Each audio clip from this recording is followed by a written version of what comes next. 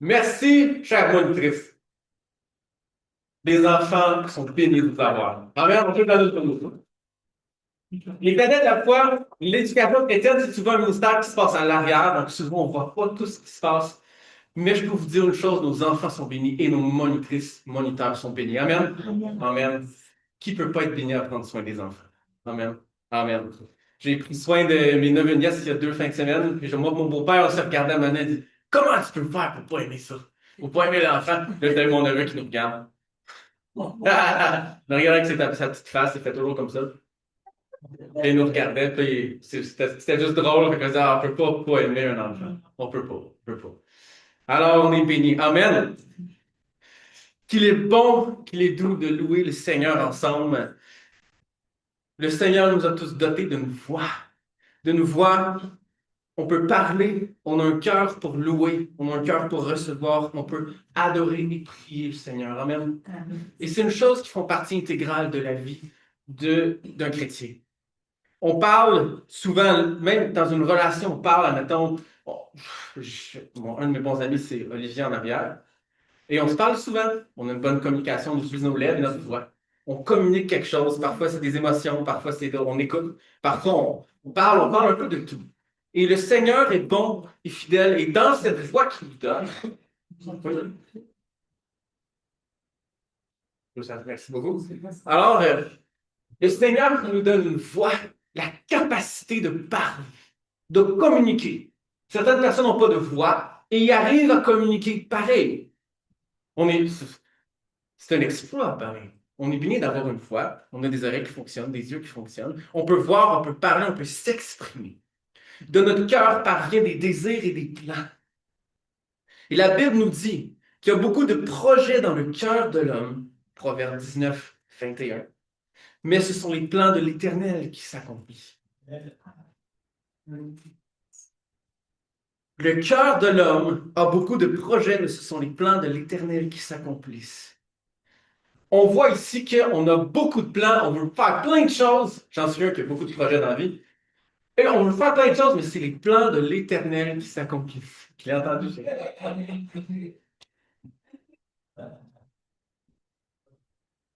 Le Seigneur désire qu'on ait des projets et qu'on réussisse. Mais il désire que nous fassions de ces projets nos projets aussi. Amen. La promesse de réussir, c'est surtout quand le Seigneur a béni un projet. Ouch.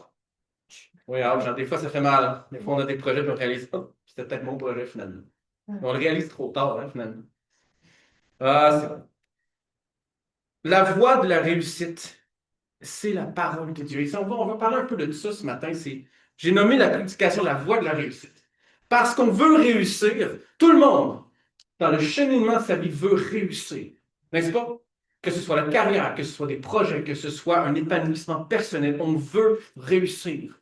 À l'école, on va à l'école, on apprend quelque chose, on passe des examens parce qu'il faut réussir on acquérir une compétence, on veut réussir l'examen et on veut, en fait, l'examen fait juste démontrer qu'on a bien compris ce qu'on a appris.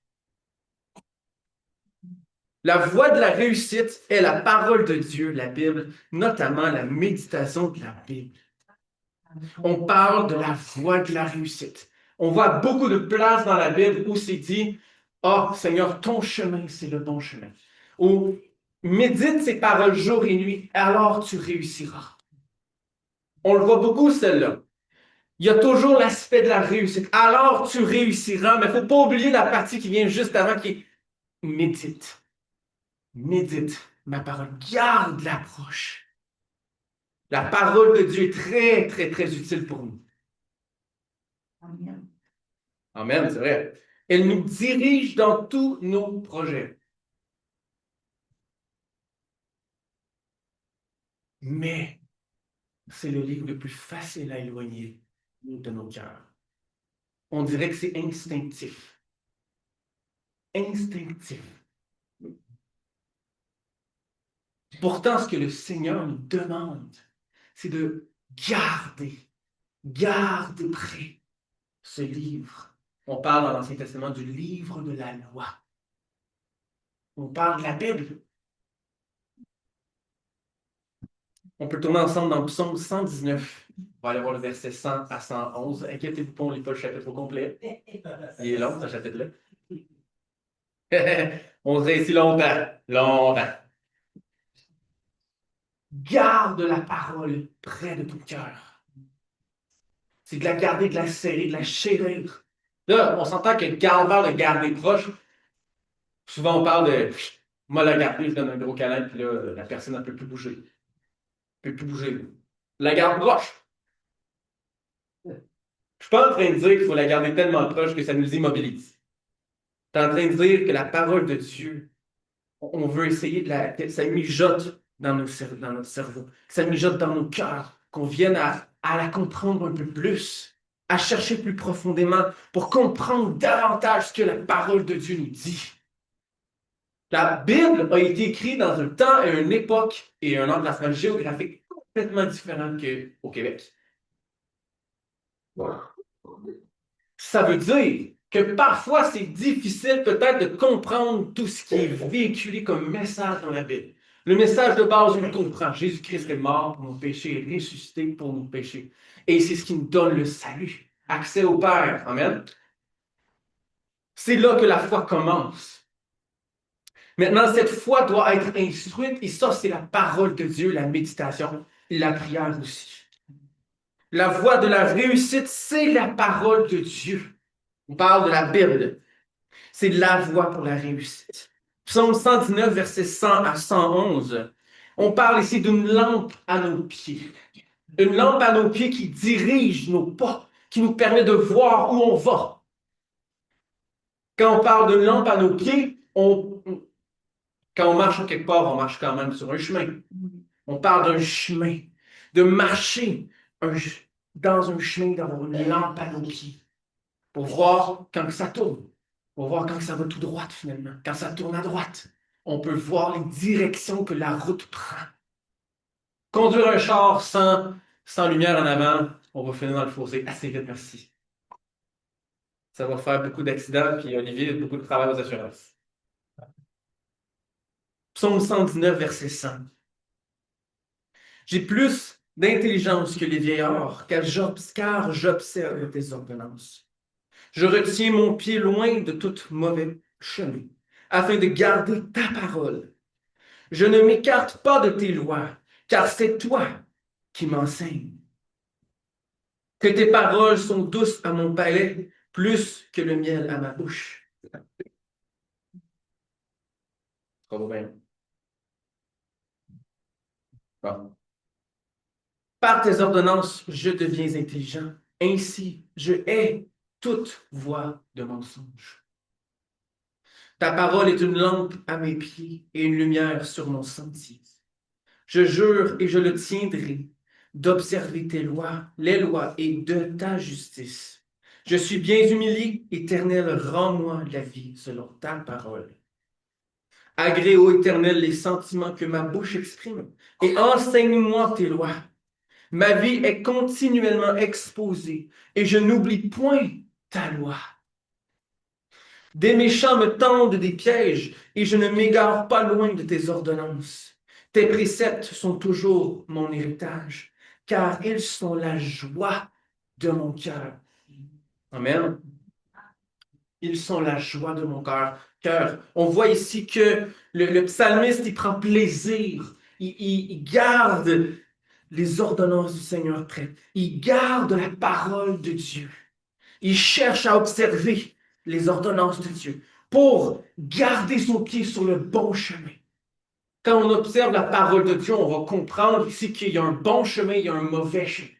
Il y a ce qui est le bon et faire le bien selon Dieu, et ce qui est bon et faire le bien selon le monde. Mais si on fait le bien avec le mauvais objectif, c'est pas pour le Seigneur, on le fait en vain. On veut faire des choses pour le Seigneur. On veut avoir ce discernement de détecter le bon chemin et le mauvais chemin. Le chemin qui mène vers le péché et le chemin qui mène vers la vie. On veut savoir discerner ces deux choses. Lequel est bon, lequel est mauvais. La voie de la réussite, on ne parle pas de la voie VOIX, on parle de la voie, le chemin de la réussite. C'est la parole de Dieu.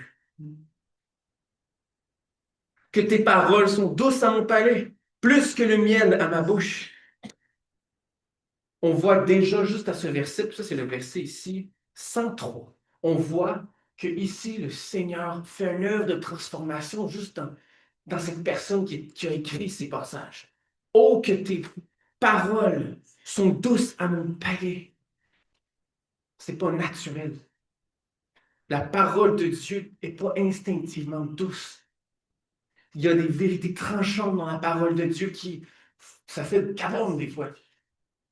Ça nous transforme. Et quand on parle de transformer, ça ne va pas toujours nous flatter dans le sens du poil. Ça fait mal. Ça nous transforme. Ça nous chevauche un peu. Et le Seigneur fait grâce. On voit ici, si on va un peu plus avant, un peu plus après, dans le psaume 119, on ne le lira pas, mais on voit ici que c'est vraiment la personne qui a écrit ça, il va long et large, il s'exprime, il parle de ses sentiments, il parle de ci, il parle de ça. Ah Seigneur, je suis humilié, mais je veux garder ta parole près. Je veux faire ci, je veux méditer ta parole. Seigneur, permets à ce que ta parole soit ancrée dans ma vie, à ce que je ne l'oublie point, afin de marcher d'une manière qui te plaît, que ta parole soit une lumière à mes pieds, une lumière sur mon sentier. Il exprime une prière envers l'Éternel ici. Seigneur, oh, que ça puisse avoir un impact dans ma vie. Il observe les lois de la justice de l'Éternel. Il garde la parole de Dieu près. Ta parole est une lampe à mes pieds et une lumière sur mon sentier. Le psalmiste observe les lois de l'Éternel. Il les garde près de lui. Il les chérit finalement. Et puis il dit, Seigneur, permets pas que ta parole s'éloigne de moi. Je les observe. Maintenant, sois la lumière sur mon sentier. Lorsqu'on médite la parole de Dieu,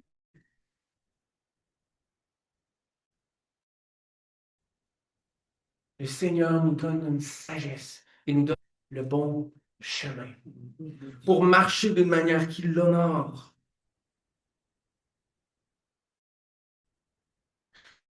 Le psalmiste ici cherche la face de l'Éternel. La parole est une lampe à mes pieds. Il ne faut pas qu'elle s'éloigne. Bon, je l'ai mis dans mes mots, là. Mais on voit ici que c'est important que la parole de Dieu soit une lampe à nos pieds. On est d'accord? Amen. Et cette lampe doit rester près de nous. On doit la garder proche. Si on veut connaître Dieu, on a juste à plonger le regard dans la Bible, dans la parole de Dieu. On parle de ce livre ici. Il est gros, il est épais, il y a beaucoup de matière là-dedans,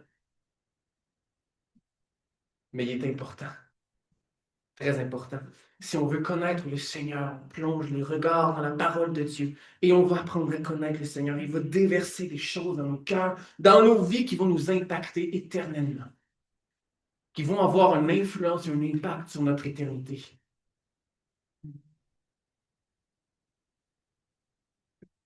Le psalmiste, il fait une prière, il désire continuellement se rappeler les préceptes de Dieu, les méditer et les appliquer dans sa vie. Il désire, la parole de Dieu, c'est une lampe à ses pieds. Il le constate. Il le dit au Seigneur. Hey, ta parole est une lampe à mes pieds, une lumière sur mon sentier. Elle le dirige. Elle le mène. La parole de Dieu mène le gars. Mène la personne. Il avance avec la parole de Dieu. On veut que la parole de Dieu soit une lampe à nos pieds aujourd'hui. Amen. Et c'est encore possible. Et pas, hey, vieille la Bible, c'est vrai, mais le message est encore bon pour aujourd'hui. Et même, j'ose dire qu'il est meilleur que le message que la majorité des livres extérieurs vont apporter. La parole de Dieu surpasse tout autre livre. Elle a une autorité suprême dans chacune de nos vies. Et si on est au Seigneur ce matin, si on est ici, c'est parce que la parole de Dieu a un impact dans nos vies. Amen. Amen. Maintenant, le défi, c'est qu'elle continue d'avoir un impact dans nos vies. C'est facile d'avoir reçu le message et ensuite dire, je sais pourquoi je suis sauvé. Puis là, on se met à marcher. Même dans l'Église, on peut trouver des mauvais chemins. Même, on peut faire des décisions, des choses qui, dans le fond, ne sont pas nécessairement alignées avec la parole de Dieu. De là l'importance de tenir la parole de Dieu proche, près de nos cœurs, pour qu'on puisse savoir discerner le bon du mauvais, pour qu'on puisse savoir marcher en avant. Ou pas juste avoir l'impression de marcher en avant, puis finalement on marche en arrière, on marche sur le côté, puis on a l'impression de marcher en avant.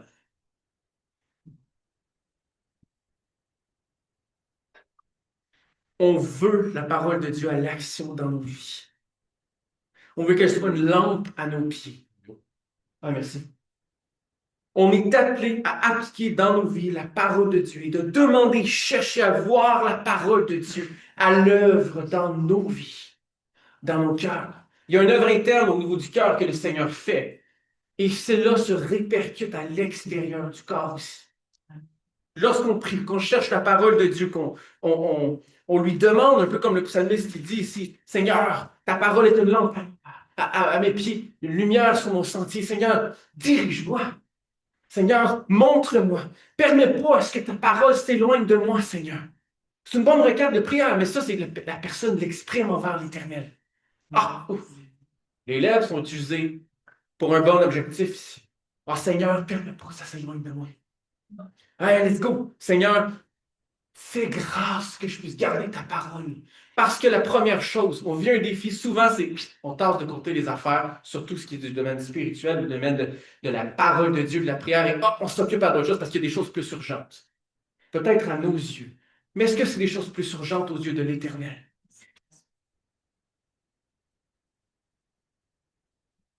On est appelé à mettre le nez dans la parole de Dieu et à demander que ça ne s'éloigne pas de nous.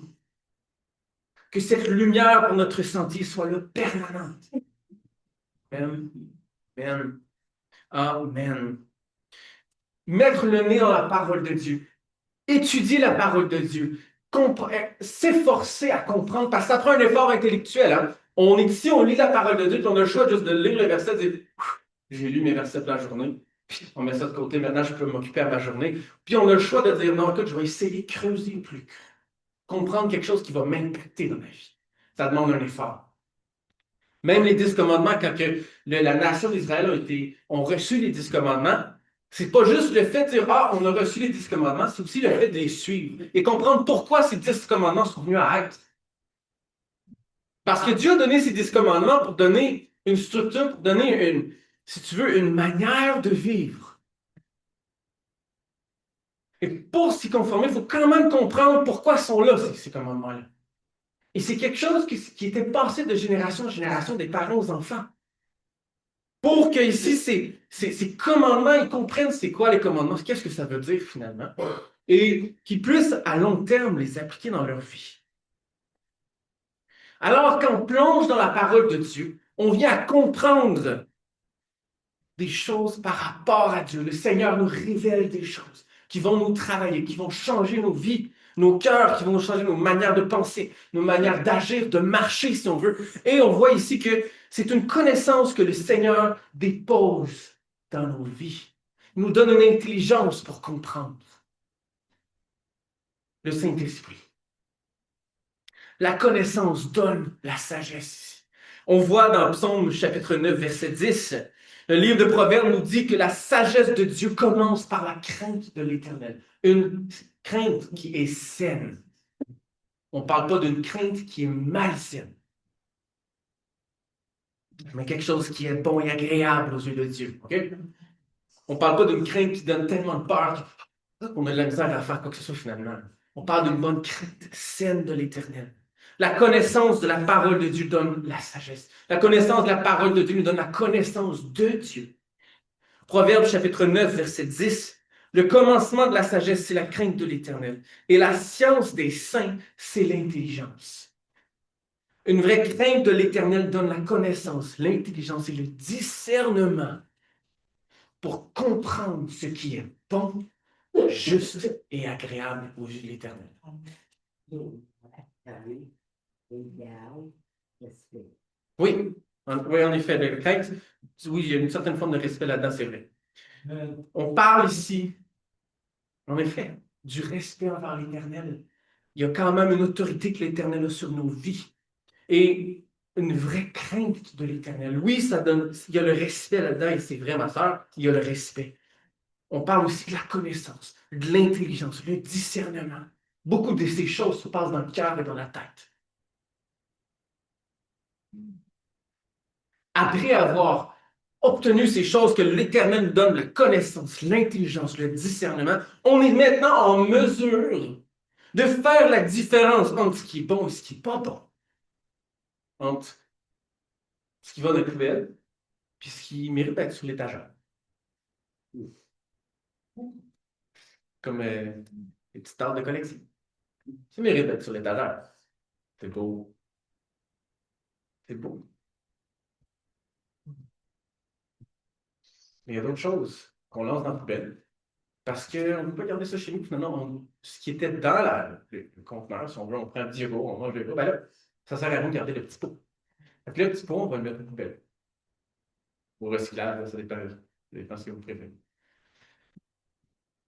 La connaissance de Dieu ici nous donne l'intelligence, la connaissance, la capacité, le discernement de savoir ce qui est bon, de savoir ce qu'on veut garder dans nos vies, de savoir ce qu'on ne veut pas garder dans nos vies. Qu'est-ce qui est une mauvaise habitude? Qu'est-ce qui est une bonne habitude? Qu'est-ce qui est quelque chose qui... Ah, ça me fait mal, puis instinctivement, je veux juste le jeter hors de ma vie, hors de ma maison, mais finalement, je crois vraiment que ça vient du Seigneur parce que les fruits que ça donne, c'est bon.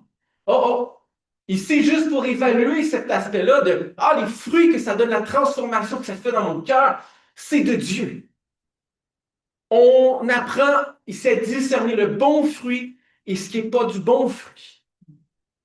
On voit ça dans la parole de Dieu, des bons fruits par la patience, l'amour, la miséricorde, la grâce.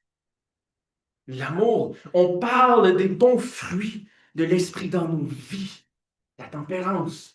On voit ici qu'il y a des choses qu'on veut dans nos vies et des choses qu'on ne veut pas dans nos vies en tant que chrétiens, disciples de Jésus. Amen. On veut faire ça et on a besoin de la connaissance de la parole de Dieu. On a besoin de l'intelligence du Saint-Esprit, c'est qui œuvre dans nos cœurs et on a besoin du discernement. Entre ce qu'on flush et ce qu'on flush pas. Proverbe 3, versets 7 à 8. Ne sois point sage à tes propres yeux. Crains l'Éternel et détourne-toi du mal. Ce sera la santé pour tes muscles et un rafraîchissement pour tes os. Ce sera la santé pour tes muscles et un rafraîchissement pour tes os. J'ai vu beaucoup de chrétiens prendre le verset 8 et l'utiliser et dire ça va être bon pour mes muscles, le rafraîchissement de mes muscles et un rafraîchissement pour mes os. Mais dans le fond, les habitudes qu'ils ont dans leur vie, ça ne reflète pas la parole de Dieu, par exemple. C'est important de prendre la parole de Dieu, la Bible, dans son entièreté. Il ne faut pas juste tasser un verset parce qu'on ne l'aime pas finalement. Puis souvent, c'est celui qui nous demande un effort, qui demande un sacrifice de soi. Ne sois point sage à tes propres yeux. On aime bien ça dire qu'on est sage. Moi, le premier. J'aime bien ça dire que, oui, je suis sage. Seigneur, j'ai fait comme dans Jacques, j'ai demandé au Seigneur de la sagesse, puis il m'en a donné en quantité illimitée. Là, j'exagère un peu, pas mal. Là. Beaucoup, beaucoup, oui, en effet. Mais c'est tout, on veut, mais on voit ici le verset 7 qui dit « Ne sois point sage à tes propres yeux ». Peut-être quelque chose qui devrait me venir en tête quand je pense que je suis sage, c'est peut-être de me dire est-ce que je suis vraiment sage finalement? Parce que j'ai l'impression que je suis sage à mes propres yeux, mais est-ce que finalement, selon la parole de Dieu, je suis sage? Est-ce qu'il y a la crainte de l'Éternel dans la sagesse que je vois? Oh! C'est très compliqué comme principe. Et détourne-toi du mal. Quand on craint l'Éternel, on se détourne du mal. Quand la crainte de l'Éternel revenait dans le peuple d'Israël, il se détournait du mal. On le voit à multiples reprises où il s'écarte du Seigneur parce que là, il écarte tous les principes. Puis là, à un moment donné, on est en grande crise, on les reprend, puis là, le Seigneur faisait grâce et le Seigneur, par amour, il disait détournez-vous de vos mauvaises voies et on voyait que le Seigneur les bénissait aussi. Et là, il commençait à réussir dans tout ce qu'il faisait. Ouf. Détourne-toi du mal, ce sera la santé pour tes muscles et un rafraîchissement pour tes os. Mais quelle promesse rattachée au fait de ne pas être sage à nos propres yeux, de craindre l'Éternel et de se détourner du mal. Amen. Et c'est ce qu'on veut dans nos vies. La voie de la réussite, c'est l'étude de la parole de Dieu. C'est la parole de Dieu. On doit faire preuve de sagesse et d'intelligence ici pour dire, et de discernement pour dire, ça, c'est pas de Dieu. Ça, c'est plus un désir qui vient de ma chair. Ah, regarde, ça n'est pas de Dieu, ça. Seigneur, je veux volontairement tasser ça de ma vie pour que tu puisses mettre quelque chose qui te glorifie. Amen. On est appelé à être rempli de la sagesse de Dieu. Et même si on peut avoir de la misère à comprendre la sagesse de Dieu, le principe de la sagesse de Dieu, c'est quelque chose que par la grâce de Dieu, on peut comprendre, par la méditation de sa parole, par le fait de garder sa parole près de nous et de la méditer sans cesse. Afin qu'on puisse se détourner du mal, le Seigneur va bénir ça. Si on se détourne du mal, le Seigneur va bénir. Ça va faire du bien à notre corps. De l'aspect physique ici, santé pour tes muscles, un rafraîchissement pour tes os. Ce sera bon pour notre santé physique et notre santé spirituelle, surtout notre santé spirituelle. On ne parle pas juste de quelque chose qu'on peut ressentir, mais c'est quelque chose qu'on ressent dans nos cœurs aussi. Une bonne théologie, mes professeurs me le disaient à chaque fois qu'on était dans mes cours, ils disaient une bonne théologie, c'est un bon mélange entre ce qui est dans ton cœur et ce qui est dans ta tête. Il faut un bon mélange entre les deux et on vient avoir une bonne théologie. Théologie, on parle de l'étude de Dieu. Théo, c'est Dieu et logie, c'est étude. L'étude de Dieu. Et pour avoir une bonne connaissance de Dieu, ça prend une bonne étude de Dieu. Amen. La parole de Dieu est 100% inspirée. Et lorsqu'on plonge le nez là-dedans et qu'on dit Seigneur, rends mon cœur sensible à ta parole, que ce que j'apprends aujourd'hui, ça reste, Seigneur, que ça ait un impact dans ma vie, ça va avoir un impact. Parce qu'il n'y a pas une parole qui vient du Seigneur qui n'a pas un impact dans notre cœur. Elle nous donne la connaissance, l'intelligence et le discernement. Le Seigneur va dire à Josué, dans Josué 1, verset 8, que ce livre ne s'éloigne point de ta bouche. Médite-le jour et nuit pour agir fidèlement selon tout ce qui y est écrit. Car c'est alors que tu auras du succès dans tes entreprises, c'est alors que tu réussiras. Amen. Amen. On parle de jour et de nuit, de méditer jour et nuit. On a tous des projets, on veut réussir. On a tous des emplois, on veut réussir dans nos emplois aussi. On veut réussir aussi dans ce qui est, je sais pas, quand je fais une rémo chez nous, je veux bien la réussir. Ouais. Je veux la réussir quand je remplace ma plomberie sur mon évier, j'aimerais ça que ça coule pas. J'aimerais bien ça que ça coule pas, parce que sinon, ma voisine en bas ne sera pas contente. On veut réussir. Et le Seigneur ici dit, hey, médite ma parole jour et nuit. Et alors tu ris pour agir fidèlement selon tout ce qui est écrit. C'est à la fin du verset qu'on voit, et alors tu réussiras dans tout ce que tu fais. C'est quelques mots. Puis il y a une instruction avant, et il ne faut pas oublier cette instruction. Plaire au Seigneur demande toute notre tissu. Ça demande notre effort. Mais savez-vous quoi? Quand on donne tout au Seigneur, on est 200 fois plus béni. Et c'est peut-être il y a une petite souffrance au début parce qu'il y a un sacrifice à donner, mais à long terme, ça vaut toute la misère du monde. Amen. Puis c'est pas toute la misère du monde. Plaire au Seigneur. Voilà, on peut dire Amen à celle-là. Amen. Ah, c'est mieux, c'est bon.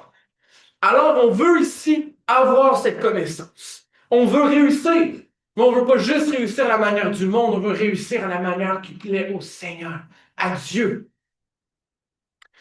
La méditation de la parole de Dieu, c'est la voie de la réussite. Amen. Amen.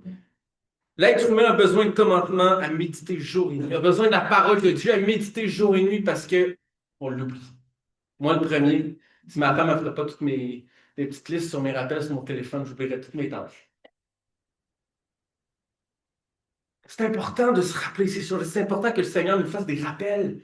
Hey, j'ai lu telle chose ce matin. Ah, toc, toc, toc. Puis là, oh, il y a une idée qui pop dans la tête. Puis là, hey, ça te part une certaine méditation. Il faut le demander au Seigneur. Ça prend une certaine communication entre nous et Dieu. Parce que sinon, on va le lire, ça se rend d'un oreille, ça sort de l'autre. Tout ce qui demande un effort à comprendre, c'est parce souvent, on va juste le flusher. Si on ne donne pas l'effort à le comprendre.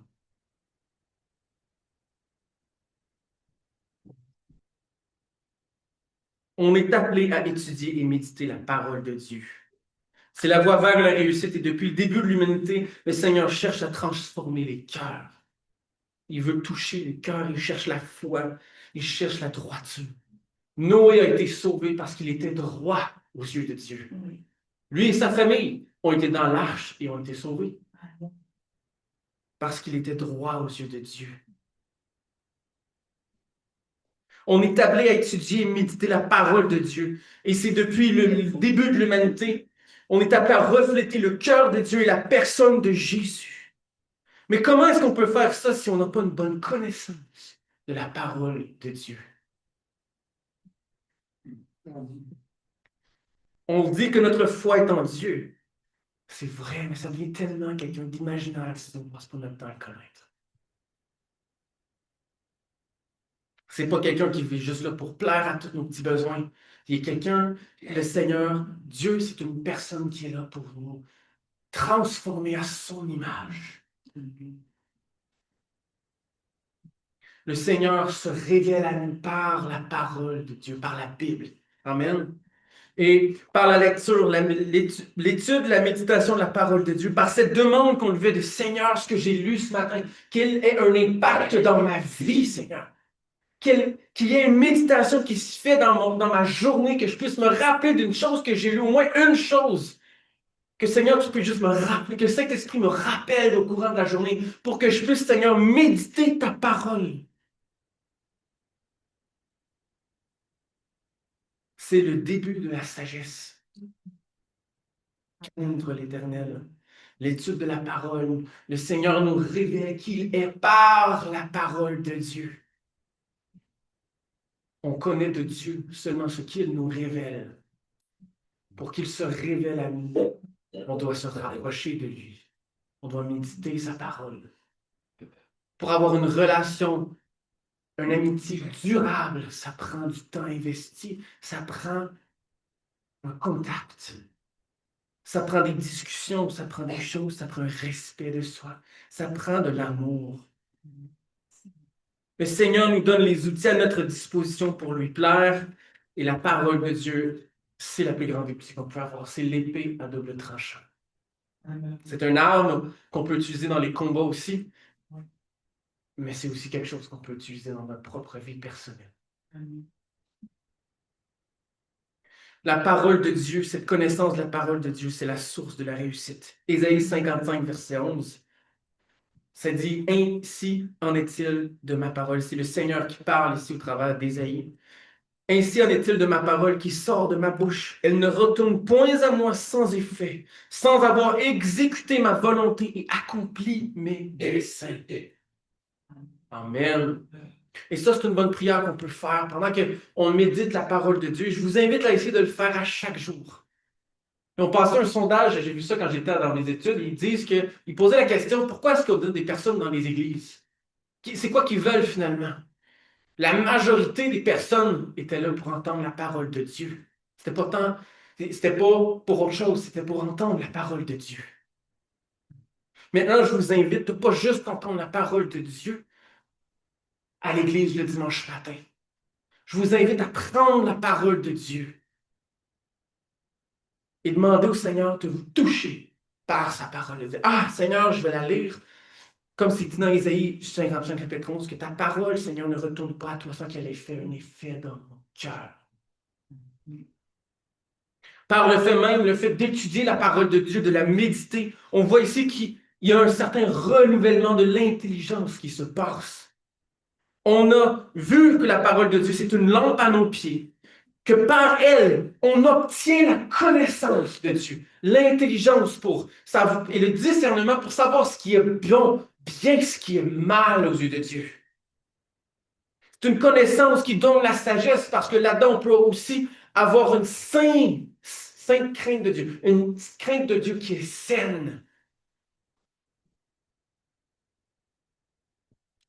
C'est pas une crainte de Dieu qui est nocive, mais qui est saine à notre foi, à notre cœur. Cette connaissance donne la sagesse, l'intelligence et le discernement pour ne pas sombrer dans ce qui est mal. Si je n'investis pas du temps dans ma relation avec Olivier, c'est facile de lui manquer de respect sans que je le sache. C'est facile de piler sur faire certaines choses, certaines actions qui vont lui faire mal. Qui pour moi, c'est des choses que finalement, c'est pas quelque chose qui peut-être m'aurait moi blessé. Mais pour lui, peut-être. L'être humain est fait comme ça, on est tous différents. C'est une bonne chose. Et ici, ça prend de la communication. Ça prend, Oli, en me parlant, me révèle certaines choses par rapport à lui. Moi, en lui parlant, je lui révèle certaines choses par rapport à moi, mes blessures, mes affaires, ce qui me blesse, les affaires. On s'entend. Il y a un respect mutuel qui se développe et il y a certaines choses que je sais que je ne ferai pas parce que je vais enfreindre, en quelque sorte, à Olivier. Je vais lui faire mal en quelque part. Même chose pour les couples mariés. Là, c'est juste un exemple que j'ai donné. Mais même chose pour les couples mariés, où si on veut que ce soit durable, ça prend une certaine communication et un respect de soi pour dire, ah, écoute, telle affaire, ça me blesse, telle affaire. Peux-tu mettre certaines limites, certaines choses pour dire, comme ça, on peut tout le monde respirer dans notre maison et être bien dans notre maison. Maintenant, si on prend ce principe et on le met dans les principes bibliques avec Dieu, ici, dans la connaissance de la parole de Dieu, le Seigneur se révèle à nous par sa parole. Il nous communique un message et c'est à nous de dire, ah, ok, c'est vrai, Seigneur, de demander au Seigneur, Seigneur, touche mon cœur, que je puisse apprendre à te connaître et Seigneur, que je puisse aussi me rappeler telle chose. OK, on voit dans la parole de Dieu que telle chose est arrivée à telle place où Paul a écrit dans 1 Corinthiens que telle affaire. Mais je sais que, cette chose-là, Seigneur, de semer de la discorde dans l'assemblée, un exemple, c'est pas dans ta volonté, Seigneur. Seigneur, donne-moi cette lampe sur mon sentier pour que je ne fasse pas cette chose.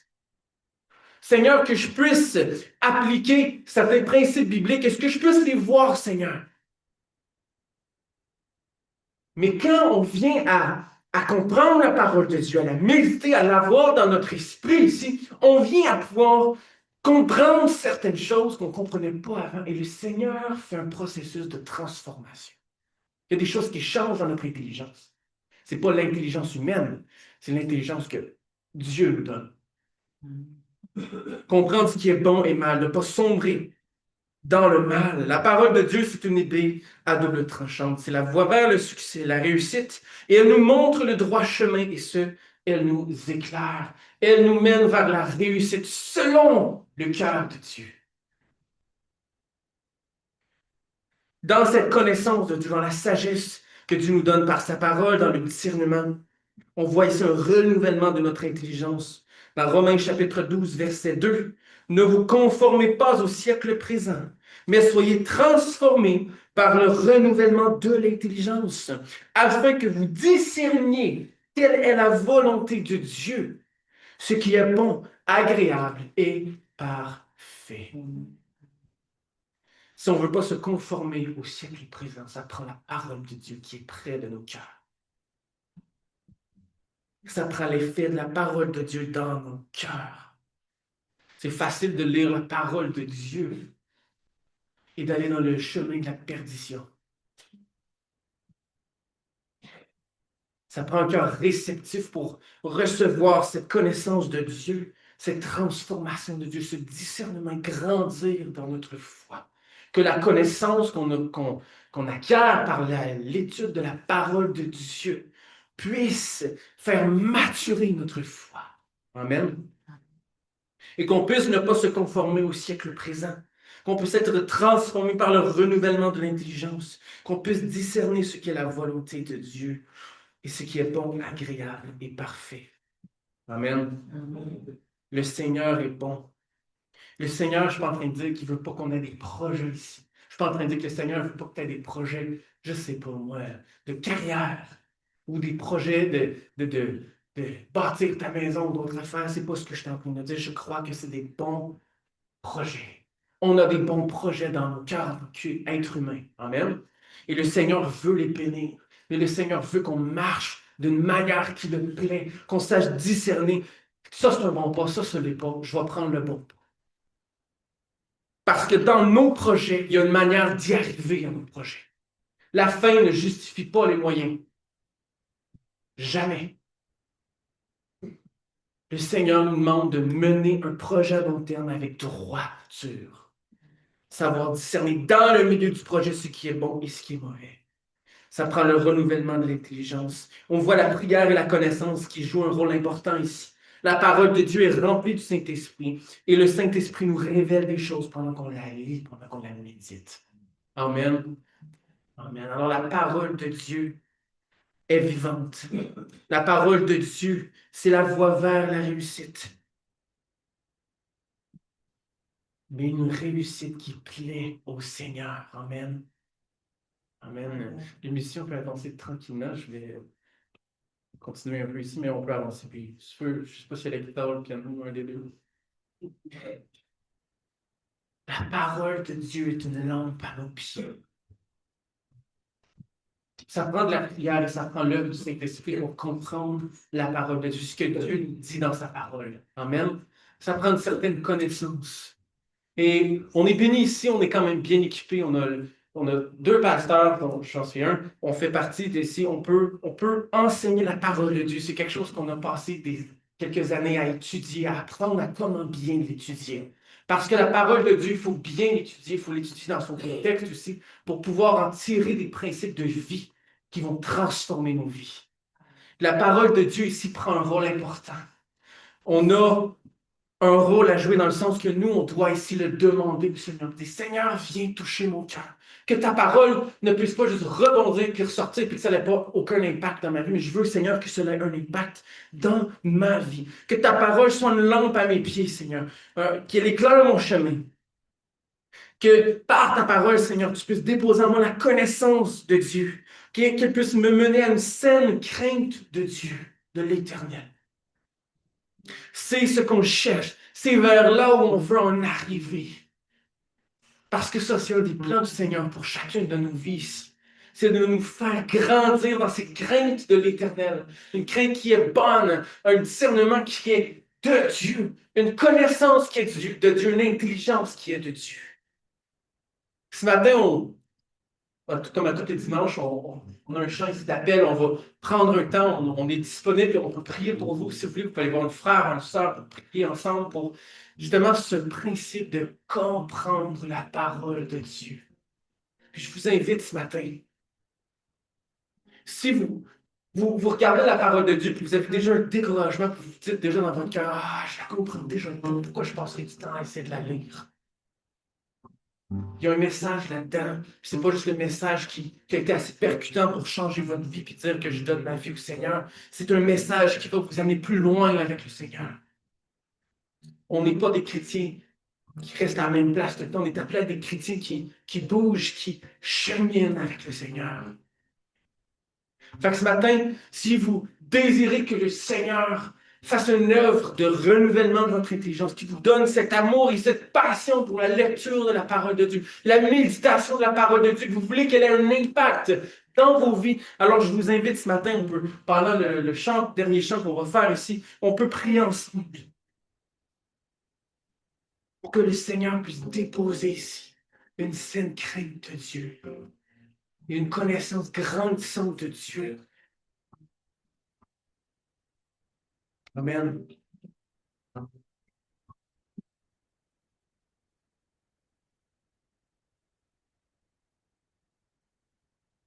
Amen.